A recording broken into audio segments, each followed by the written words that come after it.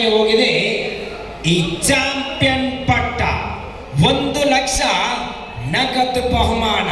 ತನ್ನ ಪರಿಶ್ರಮ ಇವತ್ತು ಯಾರೇ ಹೇಳಿದರೂ ಕೂಡ ತಾನು ಪಾರಿವಾಳ ಸಾಕಿ ಏನು ಮಾಡಿದೆ ಎಂಬ ಪ್ರಶ್ನಾರ್ಥಕಕ್ಕೆ ಉತ್ತರ ಸಿಕ್ಕಿದೆ ನೋಡಿ. ಆ ಉತ್ತರವಾಗಿದೆ 1,00,000 ಬಹುಮಾನ. ಅಸ್ಮಾನ್ ಸಿಯಾ ಬಳ್ಳಾಲ್.